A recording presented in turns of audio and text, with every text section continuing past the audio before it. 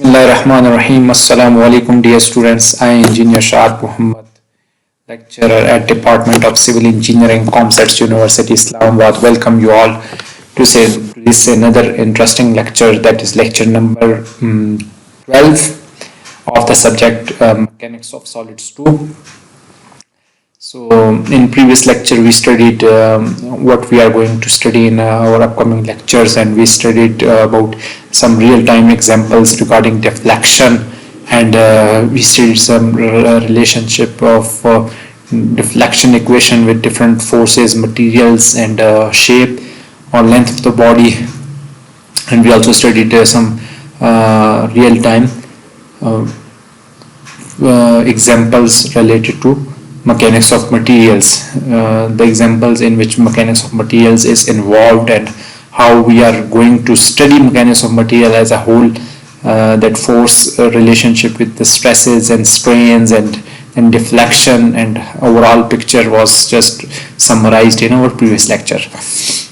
Anyhow, in today's lecture we will just review our concepts of statics, that is engineering mechanics, statics, and force, subsystems, and free body diagrams. We have studied them in detail. We will just overview them so that we could recall our concepts and refresh them. The forces that we study in mechanics of materials generally keep the body in equilibrium. That's for sure, that your whole body should be in equilibrium. Even if they also cause the body to deform. So deformation does not mean that the body is not in equilibrium, or it has lost its equilibrium. So deformed bodies are also in equilibrium. For this reason, statics, which addresses the forces on the bodies in equilibrium, is critical prerequisite to mechanics of material. The central ideas of statics are reviewed here. A force represents a mechanical interaction between two bodies which often are in contact. So if the bodies are in contact, then they are in contact and they are applying forces on each other. Mutually they are applying forces on each other, although they may not show any deformation or disconfiguration, but still there are forces, and with the action of force there are stresses on the body. The forces describe equal and opposite mechanical interaction between two bodies, one upon the other. So these are two bodies and they are connected and in contact with each other. So force A will apply a force on B. So this is Alhamdulillah, force of A on B, and this body is applying this force of B on A. Since a force has a magnitude, direction, and sense, so force has magnitude, direction, and sense. We represent it mathematically by vector. So force is a vector quantity. Two forces applied to a body at the same point have the same effect as their vector sum. So their effect will be equal and opposite, and if you add them, then there is no force at all, and so their two forces are applied and their resultant is their sum.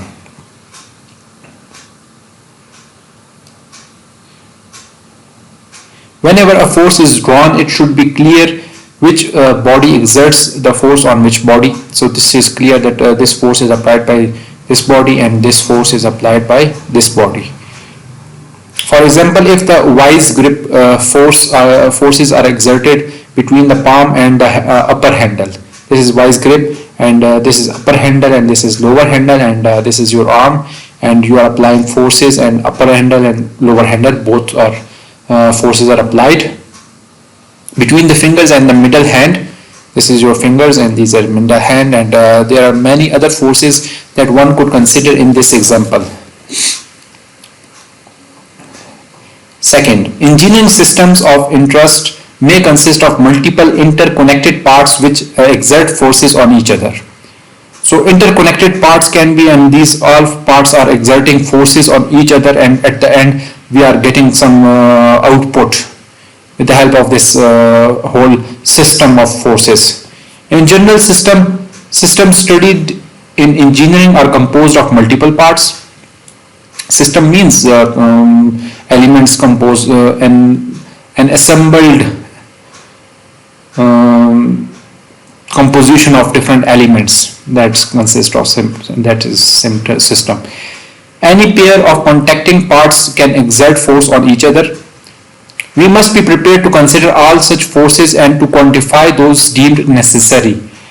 This vice grip consists of several connected parts. So this vice grip consists of several connected parts. You can see these pins and they are connected with each other. The clamped object and this is clamped object, and a lower jaw exert this lower jaw. You can see that with the help of these fingers you can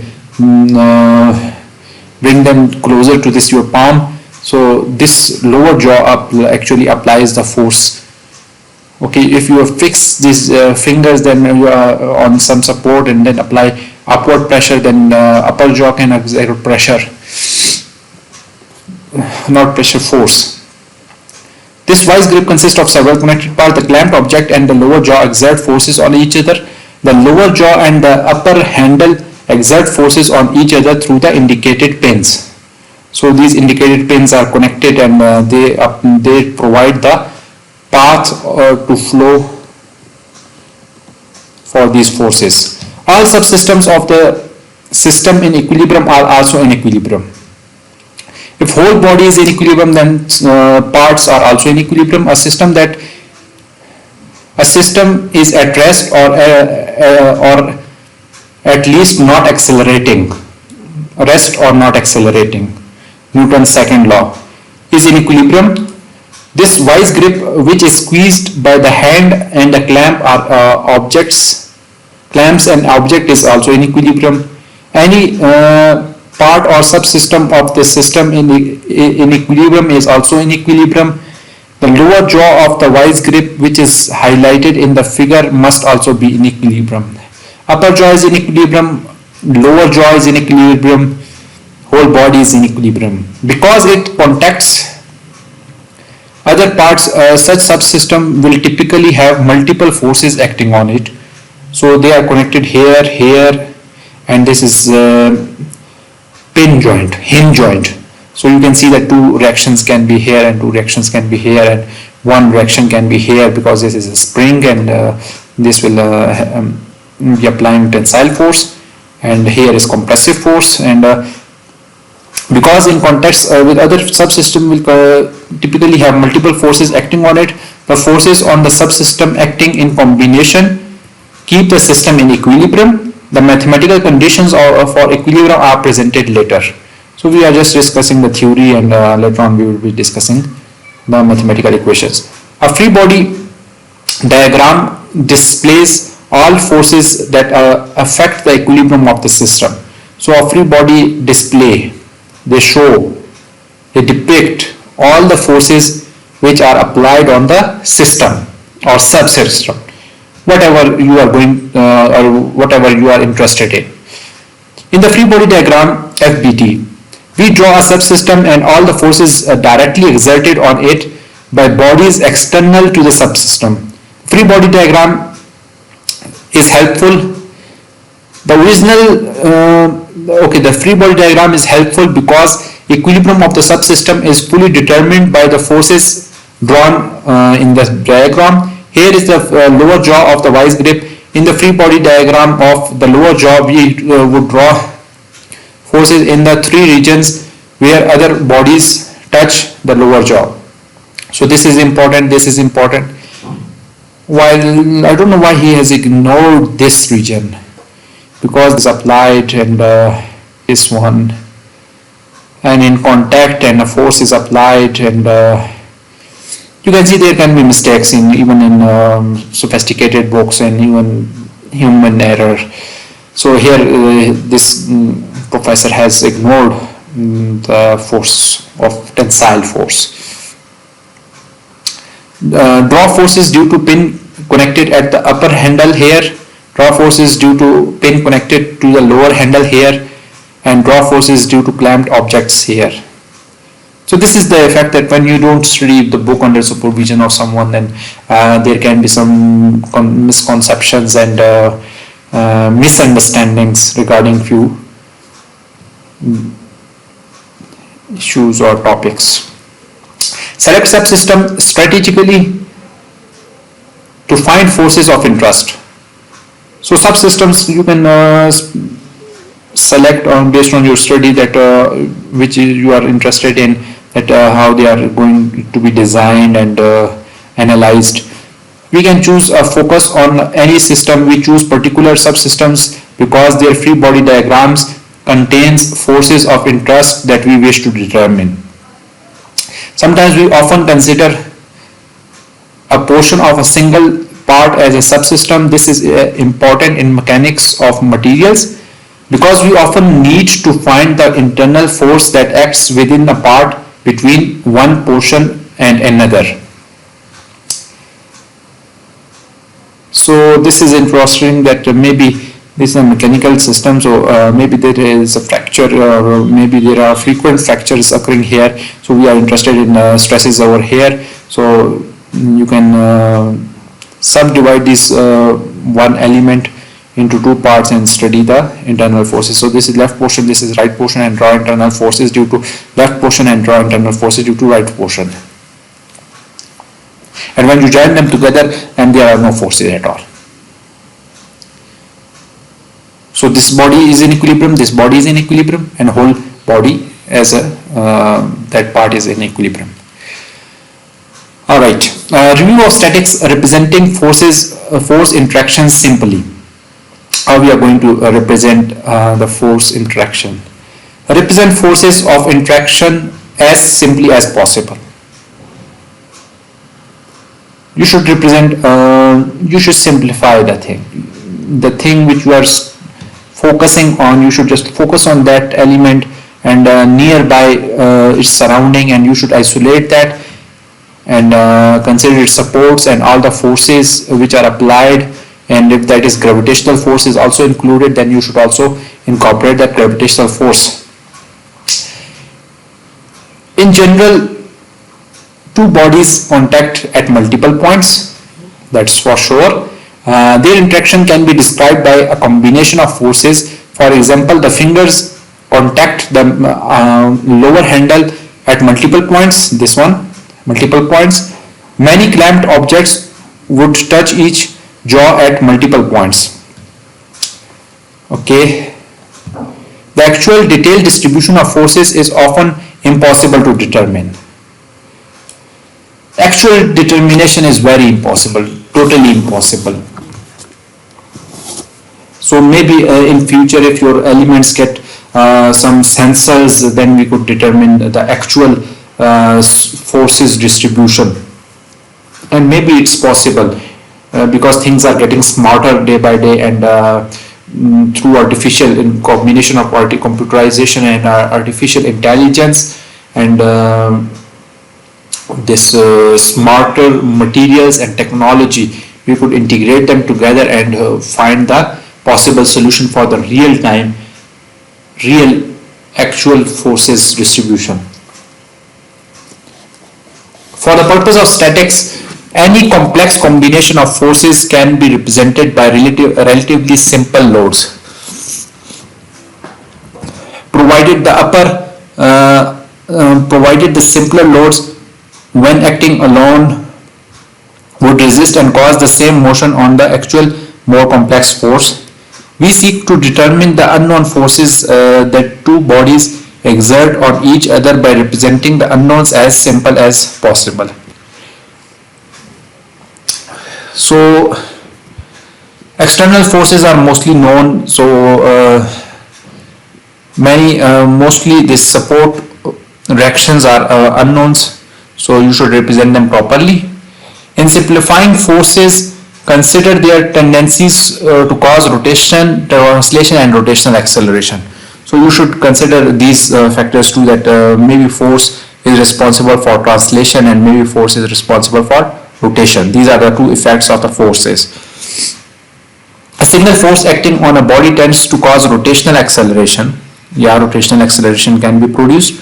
A force also tends to cause rotational acceleration if it produces non-zero moment. So non-zero moment is the reason for rotational acceleration actually. About the center of mass G, the moment due to force is equal to the force times the perpendicular distance. So this is general body, and this is any point about which this whole body will rotate, and this is a some place where force is applied, and perpendicular distance, force multiplied by perpendicular distance is the moment. Force multiplied by moment arm is the moment. So two and more forces can still cause rotational acceleration. It is not necessary that there needs to be one force and that will cause rotation. So maybe more than two forces, and maybe a complex system is resultant is acting like this, that there is an rotational acceleration. Even if they sum as vectors to zero net force, so even maybe if you add those vectors and you get a zero net force, but there is a rotational acceleration within the body.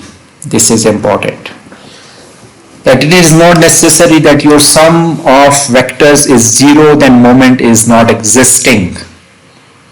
Moment can exist even forces addition or forces resultant is zero. Okay, couple is an example of that, because you just add them together, you get zero vector force, but there is a rotational component. We sometimes represent such force combinations with a couple where vector sum is zero. This is the special condition of forces, that vector sum is zero, but their effect is rotational. How fascinating. Which causes only rotational acceleration, no translation, just rotational acceleration. The couple produces the same moment about O, about any point O.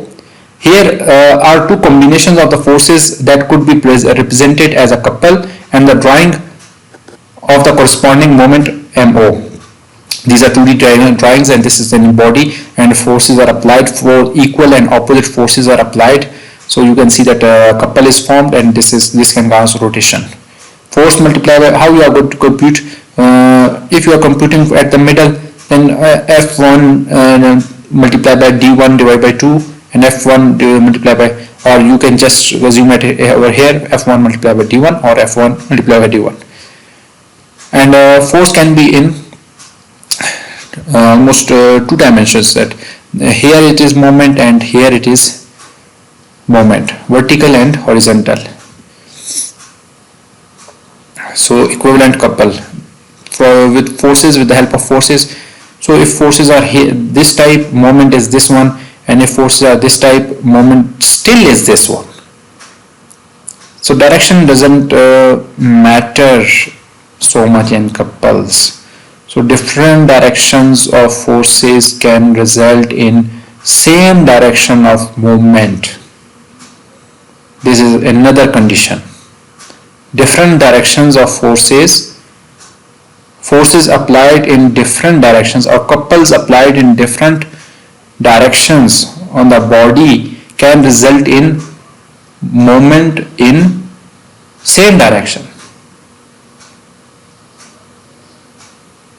Okay, this is moment F1 into D1, or individual components. You can study that this moment and this moment, F2 D2 and F3 D3. Here a pair of forces that can be represented as a couple are drawn in 3D diagram. That was 2D and now it is 3D. Along with three equivalent ways of drawing a couple in 3D. equivalent ways. So this is in any instance we draw the couple as so the figure is clearest and least cluttered.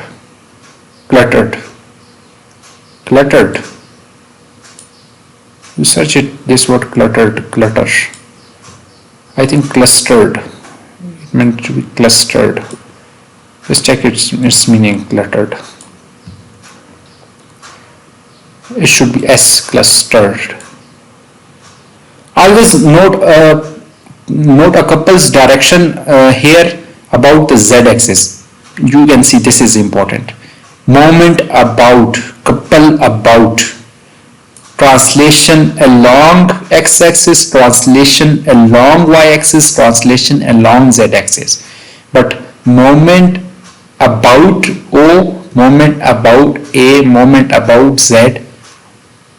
So since this is, you can see that body and 3D body forces are applied, and this is a couple.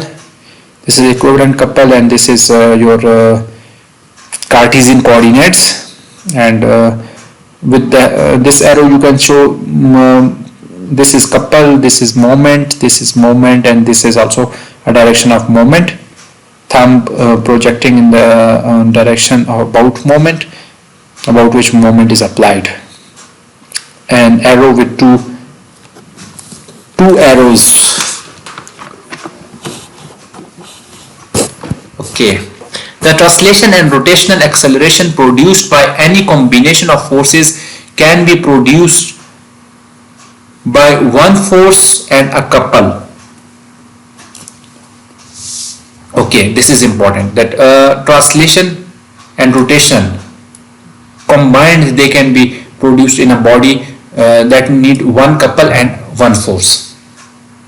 This couple will transform itself into rotation, and this one force will transform itself into translation, provided they are statically equivalent to the original combination. The two sets of forces and the couples are statically equivalent if they corresponds to the same net force and moment. We represent a combination of force by just a statically equivalent force and couple. So self-explanatory, nothing else.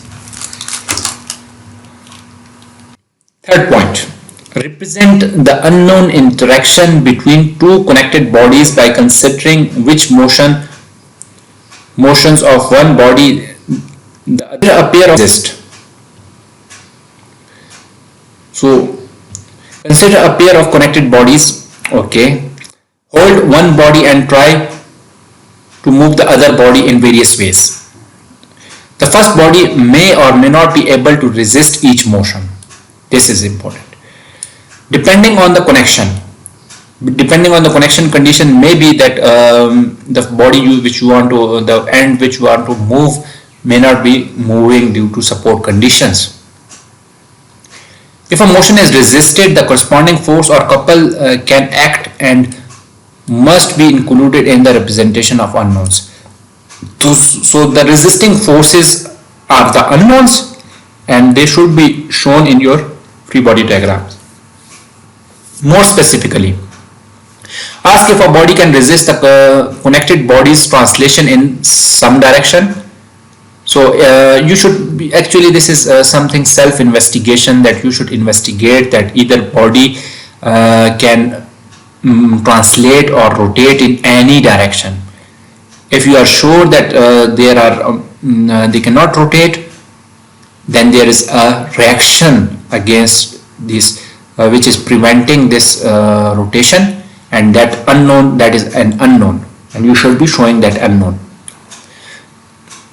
Ask if the body can resist the connected body's translation in some direction. If so, then the representation of interaction must include the force that acts in that direction. So self-explanatory, you can just ask if the body can resist connected body's rotation.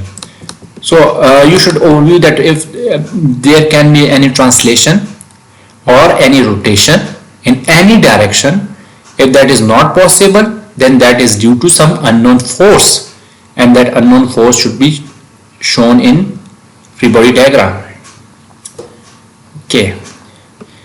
Recall how interactions between bodies joined by common connections are represented.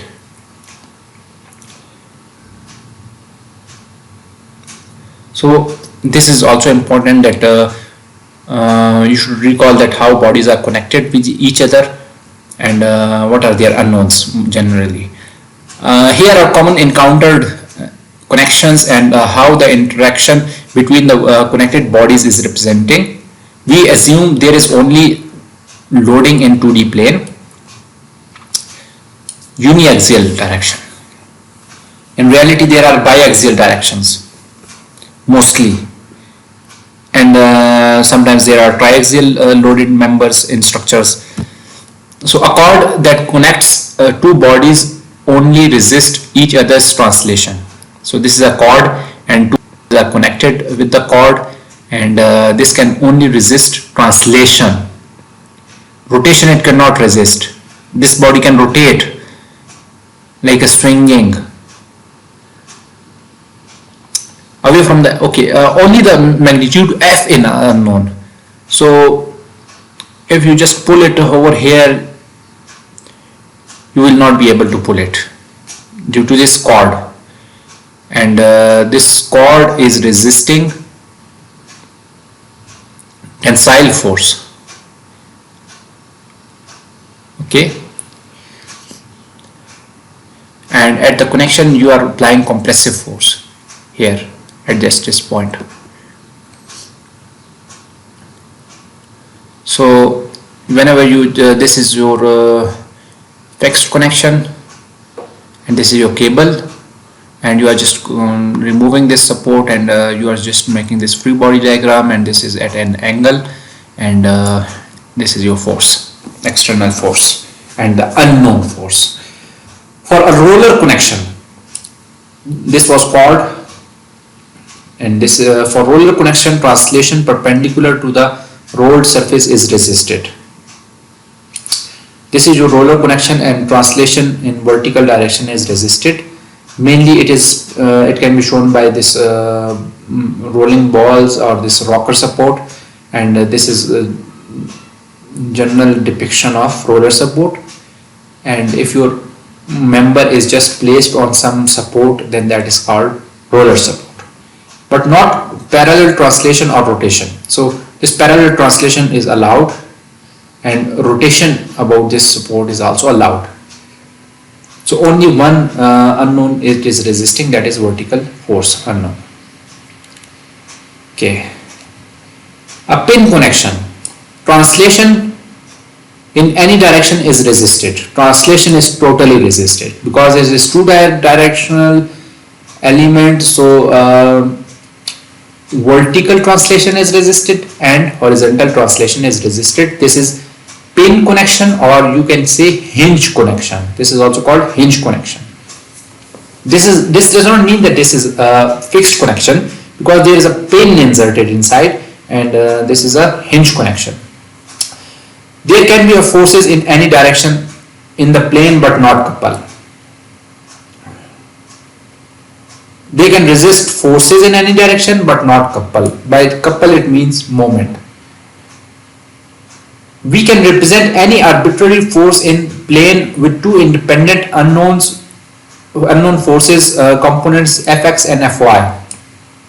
So two resisting components or unknown components are Fx, force in x direction, force trying to translate and unable to translate and resisted by this Fx, and force can be applied in vertical direction, and that will be resisted by Fy. Okay, for a fixed or rigid connection, rotation and translation in any direction is resisted. Fixed connection means that is fixed and unable to move and unable to rotate.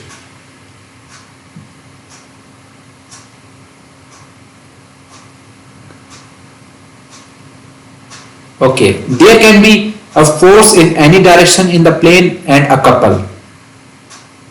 There can be force in any direction in a plane. This is a plane. Force can be in x direction, force can be in y direction, and a moment. So translation is resisted, x-axis translation in x-axis is resisted, translation in y-axis is resisted, and rotation in this at point, about point, this you can name it any one, about point x is resisted. Translation along x-axis is resisted, and moment about x, this point, arbitrary point is resisted. So this is an end to section 1.4. Okay, review of statics conditions of equilibrium. Now we will be studying generic conditions of equilibrium, and a subsystem is in equilibrium if the combined effects of all the external forces produce zero translation and rotational acceleration. Zero translational and rotational acceleration. Whole body is in equilibrium, and a subsystem can also be in equilibrium if body is not rotating and not translating. So if there is no translation, no translational acceleration, the forces must sum to zero. So sum of all the forces is equal to zero. If there is no translation, so means forces in x direction are zero. You add them together and the resultant will be zero. If there is no zero, means there are multiple forces, three forces, and some are in x direction and some are in negative x direction, and you add them together and you will get a resultant, and that is not equal to zero, then that means that the body must translate. And if body is translating, then that means that it is a violation to equilibrium condition, and that body is not in equilibrium. Alright. If there is to be no rotational acceleration, rotation is also prevented. The moment must, how you are going to ensure that moment is rotational acceleration, body is not rotating. Or second thing is this, that that is physical illustration, that body is not rotating. You are seeing that body is not rotating, you are saying that okay, this body is in rotational acceleration, mode of rotational acceleration. You just press a button and oh, mode of rotational acceleration, there are connections are fixed, and now just do it over here.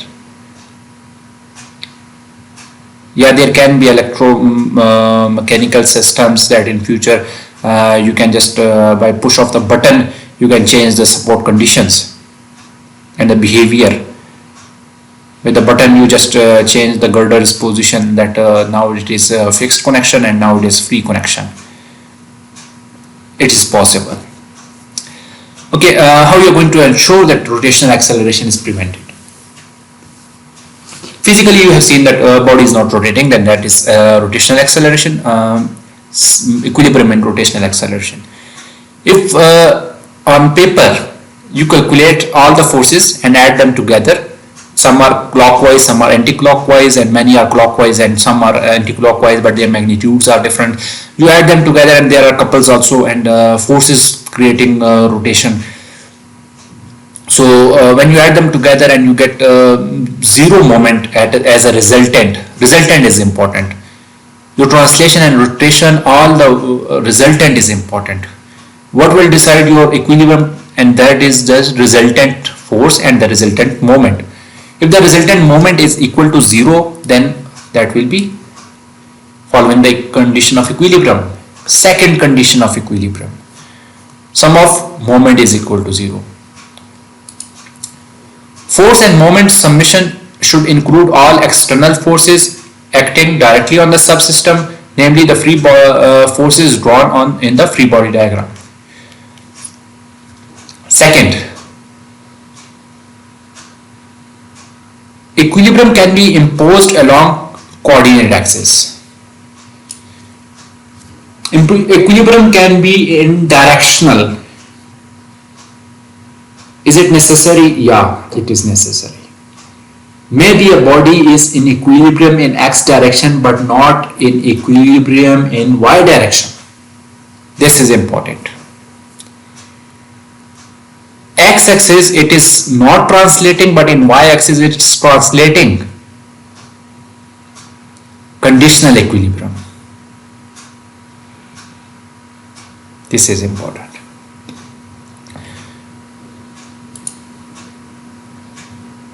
When you apply such conditions, your systems becomes complex.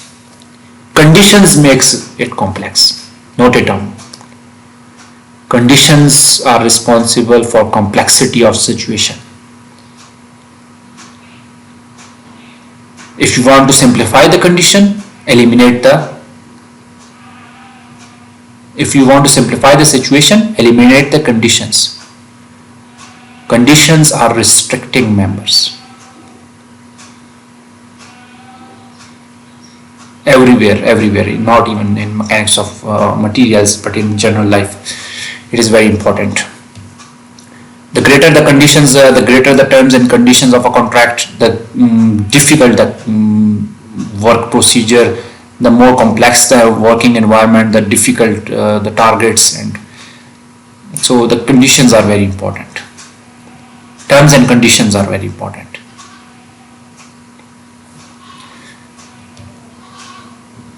Vector equilibrium conditions. Very fearful word, condition. Vector equilibrium condition. Vectors are equilibrium and that is a condition. Are equivalent to individual force summations along each of the three axes. So vector equilibrium can be in different conditions that can be in x axis, equilibrium in x axis, equilibrium in y axis, and equilibrium in z axis. Okay.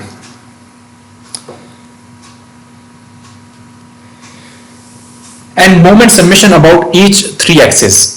So this is the 3D diagram, 3D depiction or equations formulation, and moment can be moment about moment about x is equal to 0, and moment about y is equal to 0, and moment about z is equal to 0. And that x exists at O position, y exists at O position, and z exists at O position. The axis of the moment summation can be through different points, not all through the same points O. This is not necessary that all those moments are at O position, that can be vary at different variables. So if loads can be represented by forces in a single plane, so this was the case for solid element. By solid elements are 3D elements. Remember, solid, when we call solids, your mind should just pick that 3D element. When I call planar elements, then that is a 2D element, planar elements. So why we are studying planes? Mostly because your all those your page is plane. Simply your page is plane. Maybe in future when you get this holographic in which you can interact with that hologram, then maybe you just interact with the virtual reality and those things, and physically you can connect with them and formulate them at that instant and rotate them. That will be another different world, and sooner you will be seeing that world. Drastic development in artificial intelligence and those technologies, and which are very fascinating. You just view them from latest engineering and gadgets and integrate them together, and you should be revolutionizing them together, because you will be existing in those era, and you should be proactive, that you should be assisting in those developments. That is where your career lies.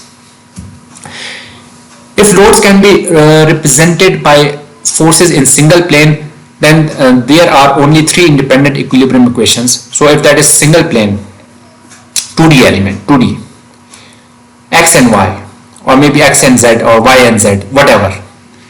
So summation of fx is equal to 0. He should have drawn some figure over here, that how one is saying that x and y, and when there is no picture at all.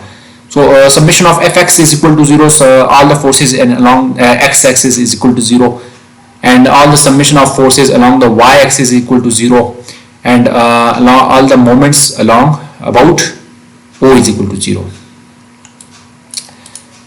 Okay. Be sure to account for couples correctly when imposing equilibrium conditions. So couples consideration is necessary. Do not include couple in the force summation. This is important. Couple is a force, but its effect is rotational. Based on its effect, you should categorize it in moments. This is very important. Effect is important, not the cause. Effect is important. Very important. Each couple has zero net force.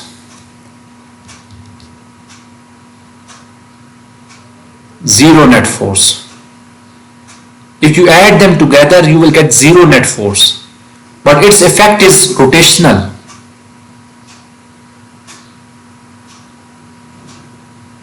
So this is what's necessary.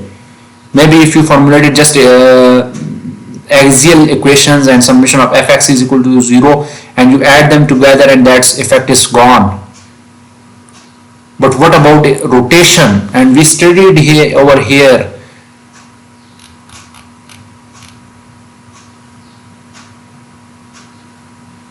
that you should be investigating the behavior, that either body will rotate or translate. It's up to you. You have to understand its behavior. Where it was. Okay. In some moment summations include moments due to force and due to couples. This is important. That in moment summation, when you are summarizing the moments, adding them together, then you should consider moment due to force into distance, perpendicular distance. If that is some angled, then you should transform that to perpendicular distance. And couples are included in moments, not in forces. The moment due to a couple which acts on the subsystem is independent of couple's location or the point about which moment is taken.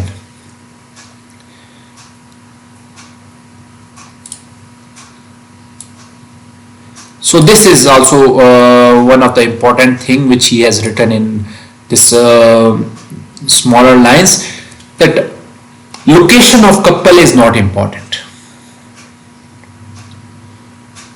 In fact, when you are adding or formulating or putting values in your equation, it is not saying about physical existence of the couple. It is saying about existence of couple in your equations. When you are adding this couple, incorporating this couple in your moment equation, then location of couple is not important, because couple by itself is moment and you are just placing moment in moments equation, and that don't need position. While when you are adding force moment is force multiplied by distance, then to formulate or add that in moments equation, then you need distance, the position of those force.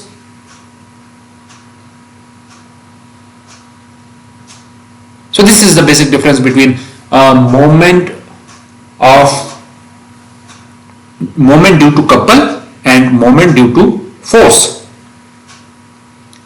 If moment due to couple, then that is independent of location, and if that moment is due to force, then that is dependent on location,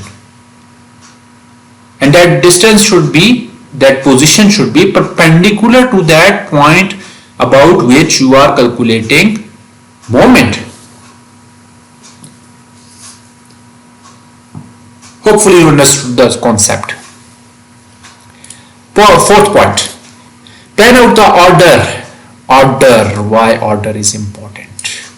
Law and order. What is the law? Let's see. Plan out the order in which you impose equations. Okay, order of equation. This is not saying that second order and third order equation and fourth order equation. This is not differential equation. These are equations, but these are not differential equations. You should not be differentiating those equations based on orders, first order and second order and third order. Okay, and the considering imposing equilibrium and multiple subsystems. Plan out. Why here so called plan out? When you are planning, there is no one way to do. Planning is a complex system, complex procedure, and everyone, if another guy is planning and another girl is planning, their plannings will be different. They might be thinking that this way we go to solve the solution, we will be that will be summarized, and this another guy will be saying that this way that will be proper and systematic, and another will be saying that okay, we are just interested in results, not in the procedure. So whatever you are going to plan out, that's up to you. Imposing the conditions to get the solution, it's asking about that thing. When equilibrium equations for a given subsystem are sufficient to find the unknowns, this is important. Your unknowns should be equivalent to your equilibrium equations. Then you can find the unknowns. It is often efficient first to sum moments about a carefully chosen point to find one force. Then use the force summation to find the other forces. So he has suggested one thing, not made a rule. It is suggestion that first you should solve moment, and with the help of moment you will find a force, and with the help of force, when you find the force, you can find other force. Alright. If a desired unknown cannot be found, using a single subsystem, draw a free body diagram of one or more additional subsystem and impose equilibrium on them to find the intermediate unknown.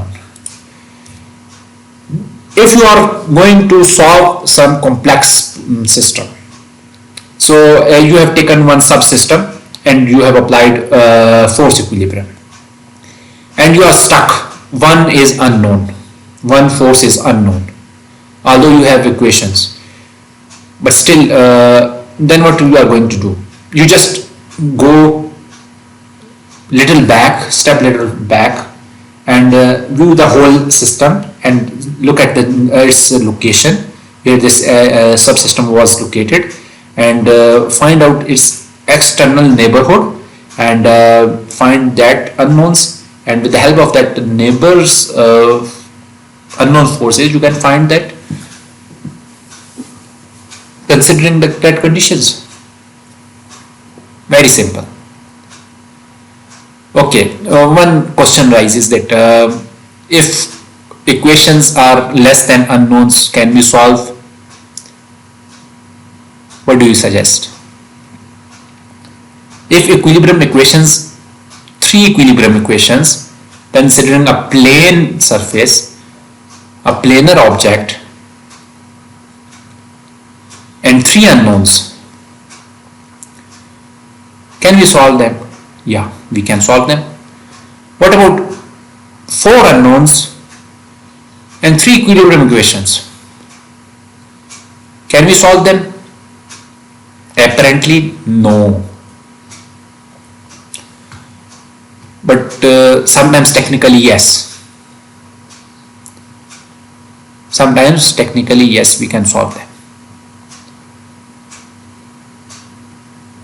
Rare conditions.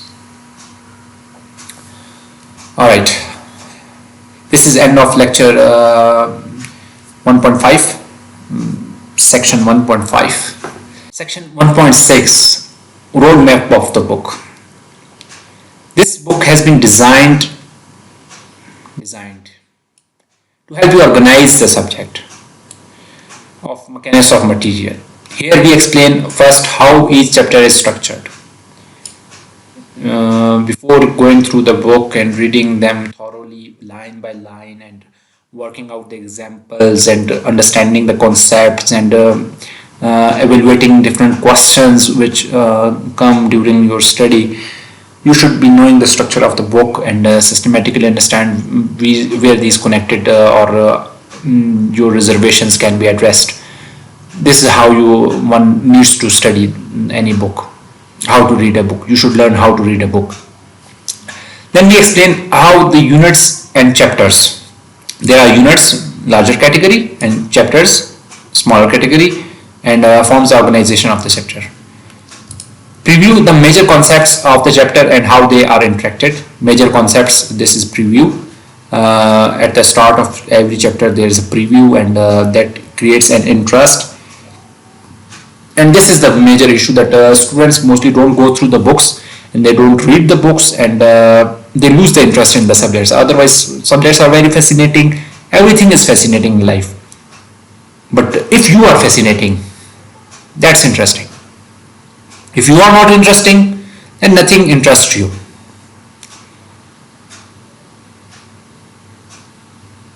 Whole motivation lies inside you. Remember, if you are boring, world will seem boring.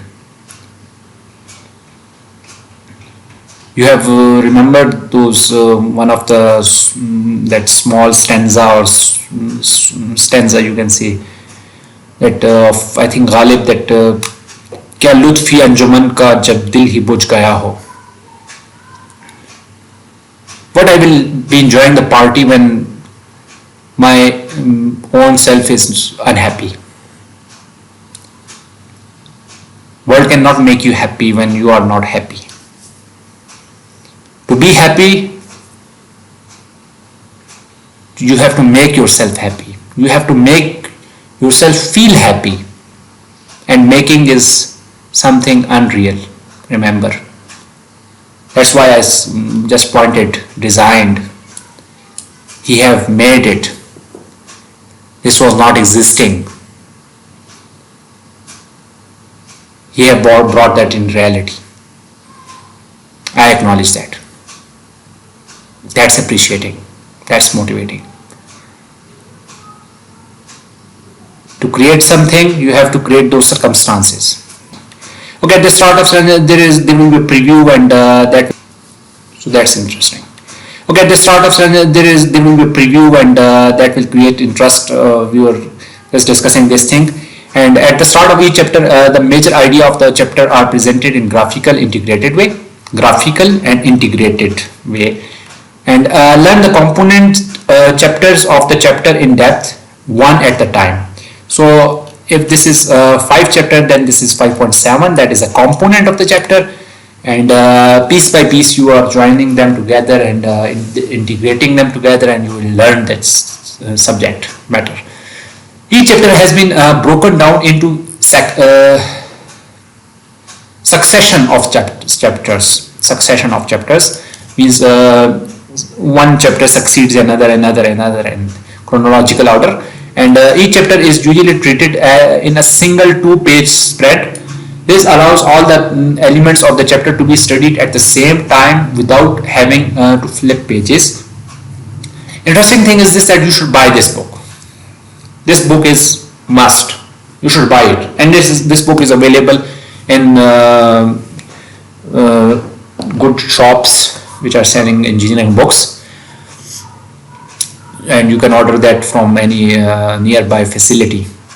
At the start of each chapter, each 2-page spread, the concept is identified, and the distinct elements of the chapter are separated into subsections. These are subsections. Review the concepts in each chapter. So review chapter summary is also provided at the end of chapter. In summary of each chapter, each component 2-page spread is briefly reviewed. The summary allows you to appreciate the succession of the components at a glance and review and when reviewing, to find the two-page spread to eliminate spread of immediate interest. So summaries are necessary when you want to review something, and it's better for examination preparation. It's our mistake that when we are going for the exam, we just go through all the lectures and all the notes, and this is not a practice. If you have attended the lectures properly, you have heard them properly, you are understanding them properly, then summary has already been compiled by the author for you. What do you have to do? Just overview them. Simple. Simple. Just overview. If you know the concepts, just overview, and that's it. Examination, studying for examination doesn't mean that you go through all those 10 lectures or 12 lectures or maybe final 20 lectures. That's not some useful practice. Alright, fourth point. Learn the enabling ideas of mechanics of material by viewing a body as a collection of tiny cubic elements. This was learn three fundamental patterns of deformation, and he has discussed actually this in unit 1. The basic idea of viewing the body as composed of tiny elements is explained in depth, so we have discussed it, and we first addressed the different levels at which forces can be viewed. So different levels: element, object level, and element level. Think of forces at the level of tiny elements leading to the concept of stress. Think of deformation at the level of tiny elements leading to the concept of strain. And then we examine the relationship between stress and strain, okay, which captures the mechanical response of material independent of the size or shape of any particular body composed of that material. Okay, we studied this in chapter number 1. Chapter number 2, we studied 3 commonly occurring patterns of deformation. We will study in forward lectures, and chapter number 3 addresses axial loads, and chapter number 4, 5 and those. Chapter number 6 regarding deformation and failure. This will be our focus, and we will be dedicating quite a large number of lectures to chapter number 7 and chapter number 8, and not only limiting to this book, but also some other examples we will be solving. And that is from today. In upcoming lectures, we might be solving some problems, and we might be overviewing few more concepts, fascinating concepts. And thank you for your time. Assalamu alaikum.